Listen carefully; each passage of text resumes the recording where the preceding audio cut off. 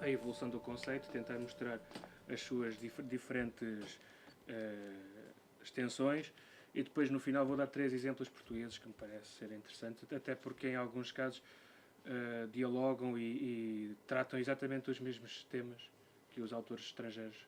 Portanto, e pedirei também perdão por uma boa parte do PowerPoint estar em inglês ou em francês ou assim, mas eu não, como não tive tempo, fui copiando diretamente dos meus apontamentos e não fiz. Só o italiano é que me esforcei. Nesse aspecto, ali o Giacomo que me perdoou, mas, particularmente, mas o italiano já era ir longe demais. Portanto, eu começo por deixar esta frase do Yves Bonnefoy, que me parece bastante interessante para o que aqui vou apresentar. E justamente este momento em que ele diz que, de alguma forma, os mitos, para subsistirem, precisam de um assentimento coletivo. Portanto, e a partir do momento em que, no seio de uma coletividade, alguém começa a colocar em causa as raízes em que esse mito se estrutura, portanto, os pontos principais desse mito, o mito deixa de ter efeito. Portanto, este seria o efeito, uma espécie de efeito negativo sobre os mitos. O poder do negativo sobre os mitos seria de alguma forma, eu acho que, e passarei a demonstrar, o tópico do qual eu vou falar, e que, como poderão perceber aqui pelo segundo PowerPoint, eu chamo justamente o negativo por excelência, porque acho que é um dos mais amplos e fraturantes exemplos da presença do negativo, e eu ainda poderia mostrar isto mais se tivesse trazido algumas citações de autores contemporâneos, incluindo do anterior Papa, que falam sobre o tópico, e portanto poderia evidenciar como é uma questão constante, mudando um pouco as suas determinações. Portanto, antes de mais nada, como diz este autor, o Cavaillé, que é um dos grandes estudiosos do tema na atualidade, portanto os livros dele vão todos mais ou menos já no século XXI, muitos deles já na década em que estamos. Este que está aqui a ser citado e outro que vai ser citado a seguir são de 2010, 2012, portanto, e ele diz que o que caracteriza o termo, antes de mais nada, é o seu sentido complexo e sempre negativo, a tal ponto que chegamos a uma espécie de estado de indiferenciação, porque designa tantas coisas, e a única coisa que caracteriza essas designações é sempre a sua componente radicalista, heterodoxa, nos campos religioso e político, e também, embora seja menos relevante aqui para o que eu vou tratar, no campo literário. Eu encontrei há pouco tempo, por exemplo, um estudioso, creio que brasileiro, Augusto de Campos, que diz que fala de uma coisa que eu nunca tinha ouvido falar, que é o soneto libertino. Ele é um estudo sobre o soneto, que tem com capítulos sobre o soneto libertino. É muito interessante. Mas eu não focarei essa componente aqui hoje. Entretanto, este mesmo autor diz que o tema significa sempre mais e menos do que portanto, é sempre mais tem uma extensão maior e menor, porque por um lado ele designa uma série de conotações, portanto é muito mais do que uma única realidade estanque, e por outro lado nunca está presente em nenhuma delas, dispersa-se um pouco. Portanto, por exemplo, em termos de filosofia, não existe exatamente uma doutrina libertina. Existe sim a tentativa de perceber componentes libertinas em várias correntes filosóficas, e sobretudo o modo como várias correntes filosóficas contribuíram para um pensamento coeso, comum, de um período da história da cultura europeia que vai mais ou menos desde o período da Reforma contra a Reforma até ao Iluminismo. Portanto, este é o momento forte. A partir daí, alguns autores consideram que o libertinismo teria desaparecido, ou então teria ficado reduzido à sua dimensão literária, que é uma dimensão muito menos relevante, porque não tem tanto alcance. Portanto, a questão da pluralidade de sentidos é importante, e, sobretudo, esta questão que eu acho importantíssima: o libertino é sempre uma qualidade extrínseca. Eu acho que isto é fundamental para toda a lógica do negativo. Portanto, os libertinos só são libertinos para aqueles que os consideram libertinos. Pode parecer uma pequena lógica de lá para ali, assim, subitamente introduzida, mas faz sentido porque, de algum modo, um conceito utilizado negativamente durante tanto tempo para definir tantas coisas, portanto, foi adquirindo, em muitos sentidos, uma espécie de espelho caricatural dos outros. Portanto, aqueles que chamam libertinos aos libertinos constroem uma alteridade negativa e, ao mesmo tempo, constroem para si uma alteridade positiva, que depois permite uma outra coisa que eu falarei a seguir, que é a dupla via das identidades negativas, em que, de alguma forma, os próprios libertinos se apresentam, alguns adotando o termo para si polemicamente, outros nunca tendo utilizado o termo para se identificarem, mas correspondendo àquilo que o invólucro considera que são os libertinos. Portanto, eles de alguma forma assumem-se como uma cultura de oposição. Este autor, por exemplo, até diz que a única grande diferença entre os libertinos enquanto contracultura e as atuais contraculturas tem mais que ver com uma espécie de recusa que os libertinos têm de uma lógica de revolução. Eu já falarei disso. É muito interessante esse aspecto, porque de alguma forma existe um certo conservadorismo, pelo menos nos libertinos do século XVII, já falaremos disso. Portanto, de alguma forma, portanto, na própria perspectiva dos libertinos, pelo menos do século XVII, pelo menos de alguns deles, porque isto, eu já farei o histórico do termo e percebem que há muitos sentidos de libertino que não têm nada a ver com este aspecto, mas aquilo é que se chamam os libertinos eruditos franceses do princípio do século XVII, que estão em ligação próxima com os italianos do Renascimento, e que depois vão ser uma das bases principais, se não mesmo a mais importante, para a definição do iluminismo europeu. Portanto, este conjunto de indivíduos interpretam a sociedade como cindida em dois grupos. Portanto, o grupo dos iluminados e o grupo dos espíritos fracos.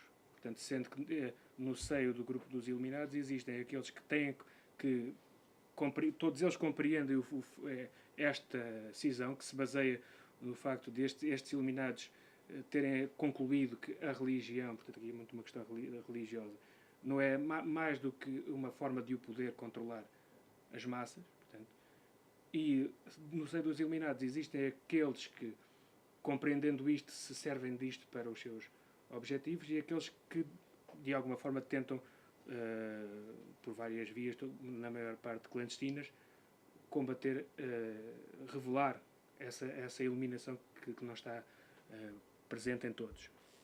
Portanto, agora uma breve cronologia dos usos da palavra, e vocês perceberão que isto, às tantas, é uma pequena salganhada muito interessante.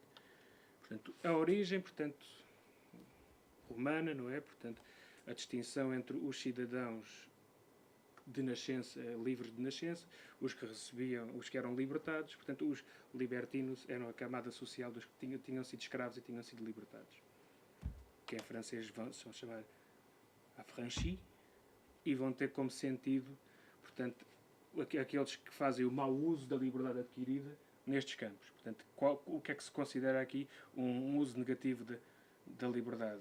É uma liberdade que tenta contestar nesses vários domínios. Portanto, o domínio da a liberdade de consciência, a liberdade de pensamento, a liberdade de costumes, a liberdade política e também a questão da liberdade estética ou literária, portanto, por aí. Depois, a primeira aparição, de facto, desta associação é nos séculos XII e XIII, com os poetas goliardos, que seriam uma espécie de clérigos rebeldes, na maior parte viajantes, que durante as suas incursões tinham uma atitude, como diz ali, carnavalesca, poética. Portanto, eram gente simpática que se chamava a si própria. Nos ambientes de tabernas que frequentavam, chamavam-se a si próprios des Libertini e affranchis. E, portanto, vemos aqui a mesma conjugação de origem clássica. Portanto, libertinos igual a libertados, libertados igual àqueles que fazem o mau uso da sua liberdade. Portanto, e o próprio facto de serem indivíduos viajantes não é alheia depois ao modo como a cultura libertina que se vai expandir por esta via, portanto, pelos contactos entre os vários representantes. Depois, no contexto religioso, temos a primeira ligação, portanto, seria esta seita dos frades do livro Espírito. Portanto, e reparem como todas as classificações apontam para uma seita que se quer una, mas que representa uma série de coisas misturadas, que não tem exatamente uma identidade própria e que, portanto, mistura uma série de pequenos movimentos de dissidentes, de revolta, mas que aos quais por comunidade se vai aplicar um termo único. Portanto, isto é uma característica, é quase uma etiqueta que se atribui ao inimigo e, sobretudo, que permite fazer embalagem de vários tipos de inimigos. E depois temos dois tipos no século XVI em sentido religioso, e isso sempre em ligação com Calvino. Temos dois sentidos para a palavra. Portanto, por um lado seria uma seita que teria surgido no seio do calvinismo e à qual o Calvino se teria oposto, dizendo, entre outras coisas, que perante essa seita até o próprio Papa católico era mais fiel a Deus. E depois temos os libertinos de Génova, contra os quais em 1545 ele escreveu esse livro, panfleto, que não deixa dúvidas, não é? Contra a seita fantástica e furiosa dos libertinos, e lá está a questão dos iluminados, sempre a ligação e a crítica a uma suposta atribuição de nós é que somos os iluminados, e afinal não são mentirosos, devassos, etc. É sempre esta a dinâmica, de modo que temos aqui coisas tão interessantes como uma seita que professa a libertinagem de espírito e de coração não pode ter uma crença uniforme. Portanto, esta vai ser a etiqueta, a ideia fundamental para que não se chegue nunca a explicar exatamente o que é isto de libertinos que se estão a combater, porque partindo do princípio de que se eles querem justamente recusar tudo, estar sempre contra tudo, no primeiro parágrafo estão algumas das reivindicações deles. Portanto, uma seita que não tem exatamente um programa, nunca é perfeitamente normal que possa servir para designar várias coisas sem uma coesão.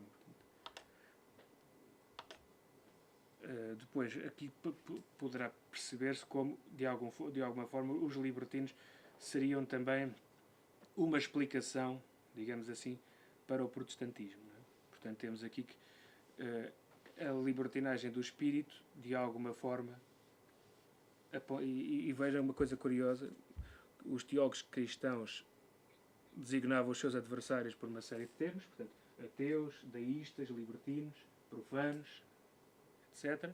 E o termo que parece que os liga a todos e que surge como comum a todos eles é libertinos. Portanto, muitas vezes o libertino iguala aquilo tudo.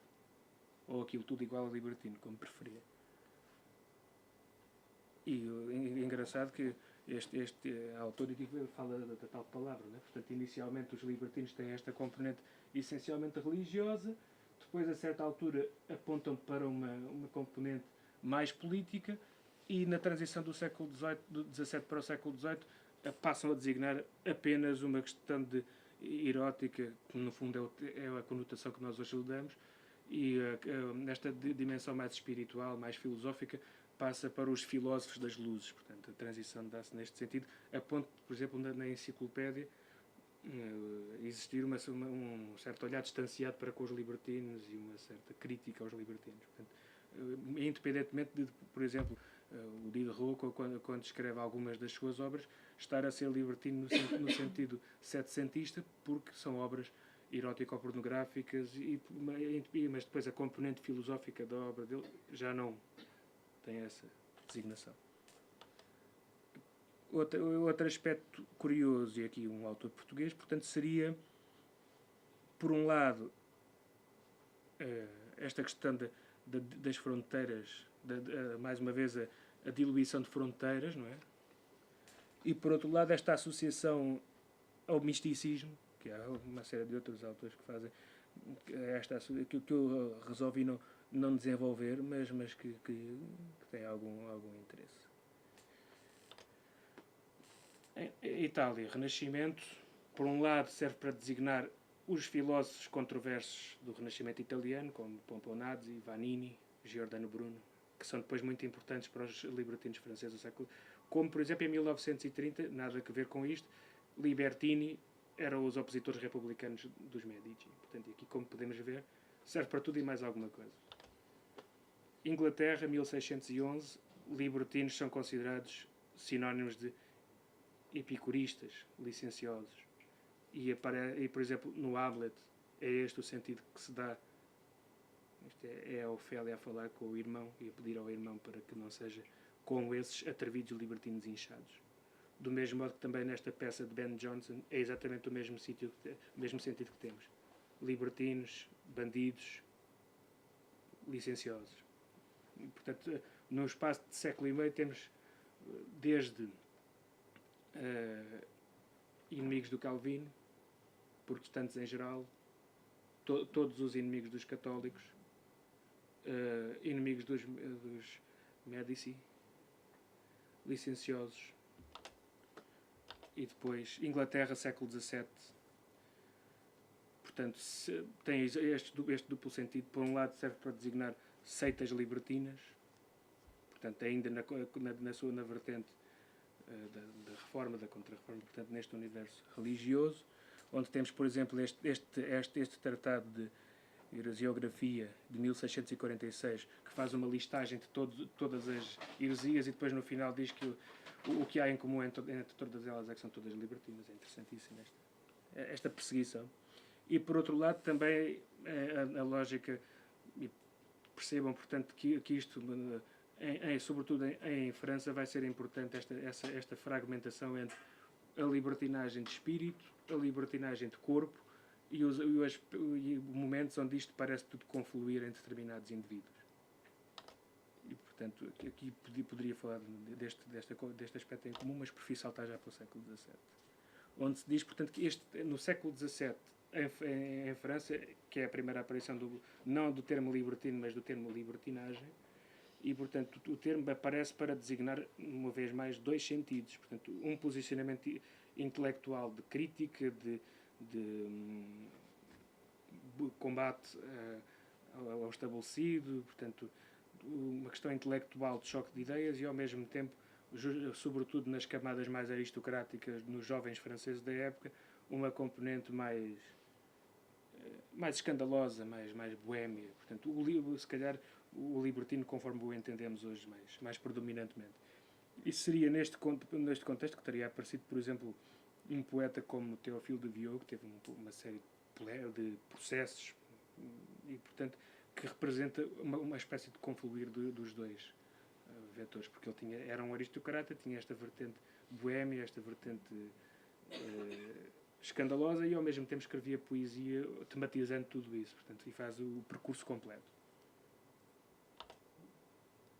Do mesmo modo, esta é uma definição interessante proposta pelo autor desta história da libertinagem, que vai indicar que o que pode distinguir libertinos, por exemplo, de hereges, é as heresias surgem de alguma forma para tentar redefinir os valores do cristianismo, são propostas de alteração a determinados dogmas, a determinados aspectos que eles consideram que precisam de ser redefinidos.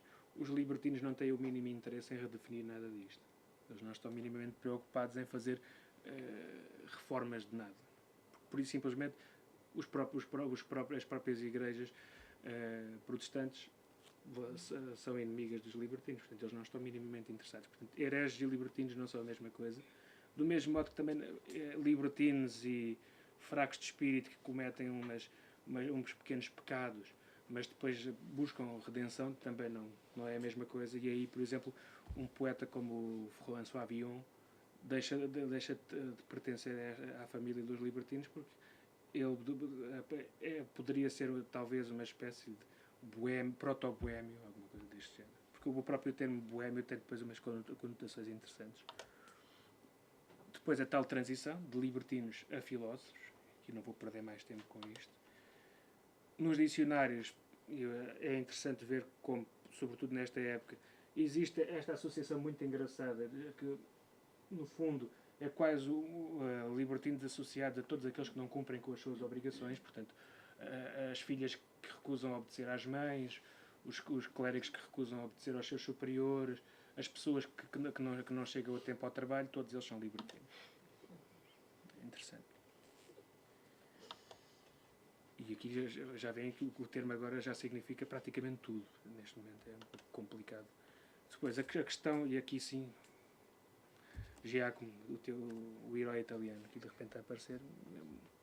Este livro é muito interessante. Pelo menos a introdução, que eu não consegui ler o resto, não é assim tão fácil quanto parece, mas na introdução fala-se de uma série de aspectos fundamentais. Portanto, o grande argumento deste autor seria que os libertinos estão muito associados à transição entre um Estado medieval muito dependente de uma dinâmica de absoluta obediência religiosa para o desenvolvimento do Estado laico. E, portanto, este autor vai considerar, entre outras coisas, que um aspecto fundamental para se perceber a evolução da libertinagem é o contexto do Richelieu e do Estado absolutista e laico, conforme proposto pelo Richelieu. Porque, apesar de ser um Estado opressor da perspectiva do rei, ao mesmo tempo também é um Estado que se propõe fazer a separação entre Estado e a Igreja, e em que, portanto, a pouco e pouco também começa a emergir uma lógica de indivíduo que pode procurar as fontes para a sua construção pessoal, já não nas escrituras, mas em si próprio. Apesar de mais tarde, sobretudo no tempo de Luís XIV, os libertinos também se vão, depois de terem feito a crítica da religião e de terem nesse aspecto sido patrocinadores desta instauração do Estado laico, vão também combater o absolutismo excessivo e, portanto, toda a opressão que ele representa em termos de individualidade.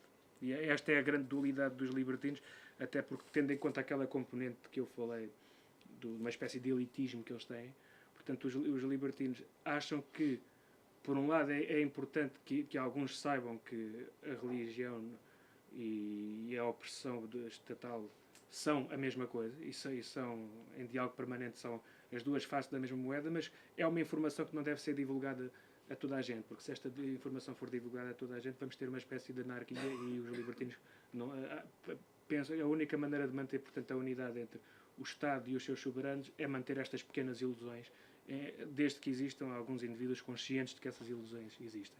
E aqui é o momento em que eles, por um lado, entram em choque com os iluministas, que vão querer, portanto, ser comunitários, expandir esse conhecimento secreto a toda a sociedade.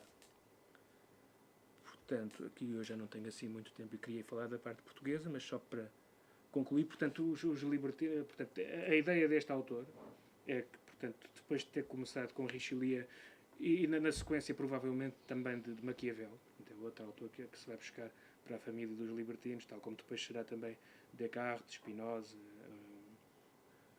Hobbes, portanto, toda essa tradição crítica será recuperada para aqui e, sobretudo, este autor expressa que, a certa altura, a ideia de libertinismo, portanto, introduziu-se em praticamente todas as áreas da sociedade, também na própria diplomacia, na própria lógica do mercantilismo. Dá como exemplo, por exemplo, que nas grandes guerras europeias alguns comerciantes mantinham contactos entre si, mesmo estando em países opostos, e que este tipo de atitude pode ser classificada como libertina, no sentido em que um dos aspectos fundamentais da libertinagem, da busca libertina desta época, é, antes de mais nada, uma tolerância absoluta para todo o tipo de diferenças ideológicas, religiosas, comportamentais, e ao mesmo tempo uma tolerância, ou pelo menos uma equidistância relativamente a todos eles. Portanto, que seja um Estado que não promova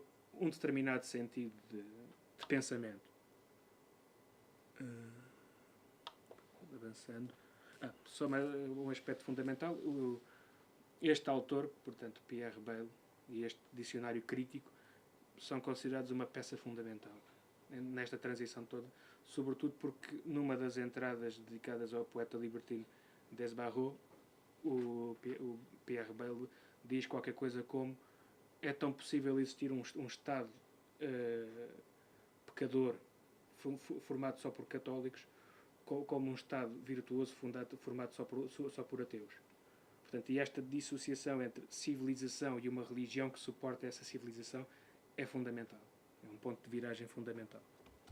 tal como é fundamental, portanto, a adoção do sapere aude de Horácio por todo este grupo. Portanto, todo este ceticismo que vem desde o Renascimento, passa por todos aqueles sentidos de que eu falei e vai, portanto, até ao laicismo iluminista, e depois poderíamos procurar prolongamentos. Há um autor espanhol que eu acabei por não introduzir, que também associa muito neste sentido o libertinismo à eclosão do capitalismo. Portanto, também é um sentido interessante.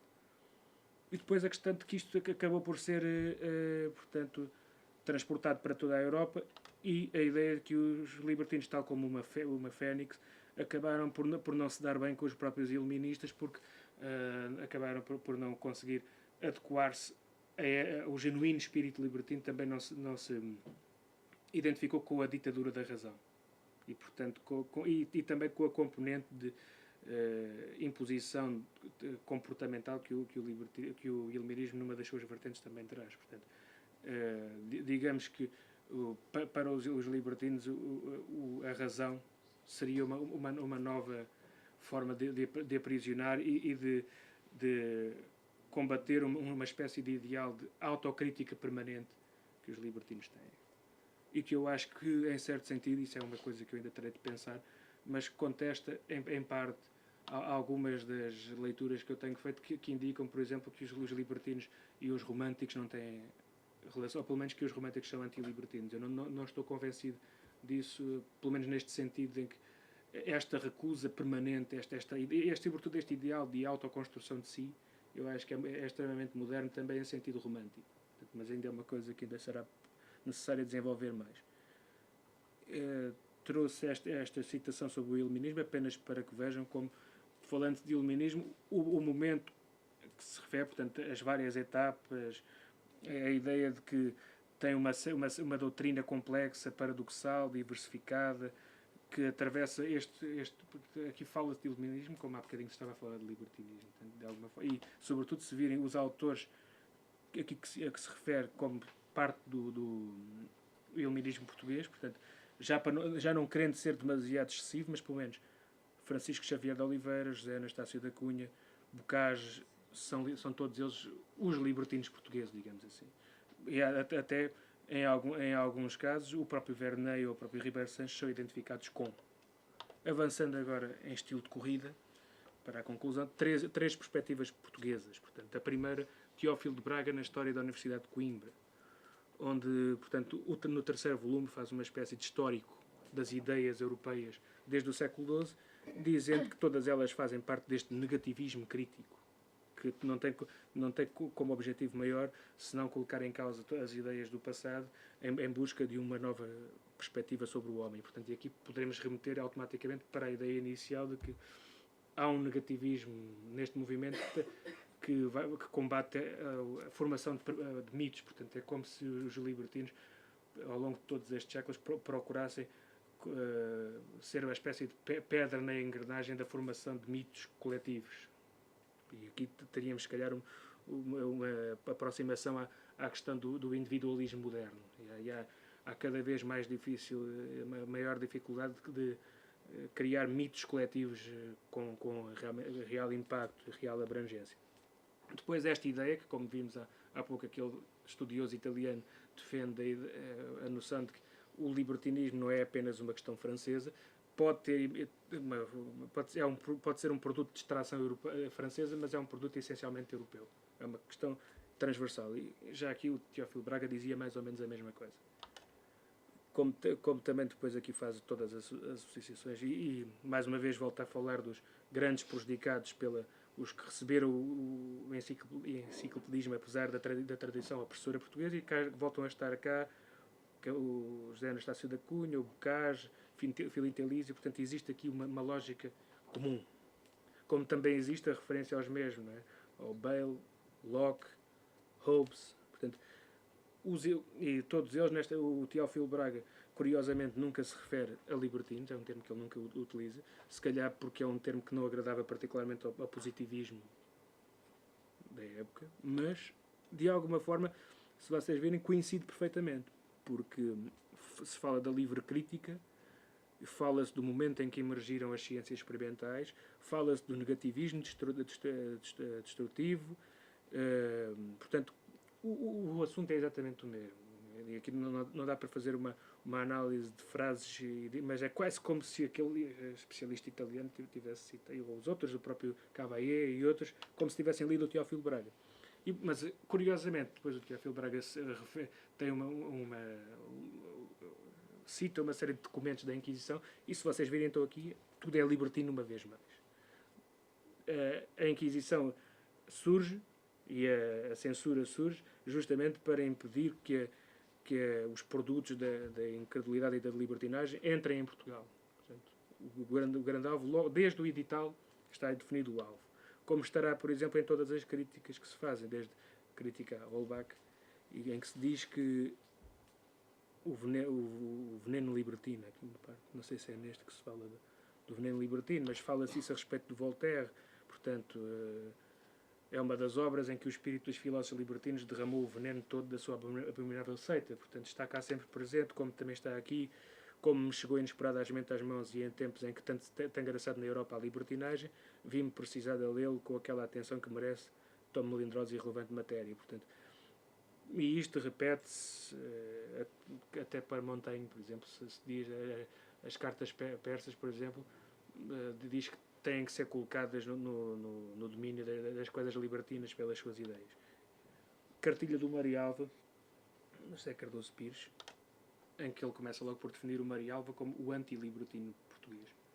E em que, portanto, de alguma forma, grosso modo, o que o Cardoso Pires faz é uma leitura da sociedade portuguesa ao longo dos tempos, com dois grandes modelos de homem. Portanto, o homem mais ligado ao campo, mais ligado a um certo conservadorismo, que tem num apego à tradição, num repúdio das pequenas modas e numa espécie de religiosidade complacente, depois com pequenos desvios, sobretudo da parte dos homens. Portanto, esta ideia do Marialva seria exatamente a ideia contrária ao racionalismo libertino. E este é outro aspecto que eu acho curioso, porque o Cardoso Pires diz que os marialvas é que são os irracionalistas, justamente por acreditarem no sobrenatural, terem as suas superstições, portanto, tudo isso.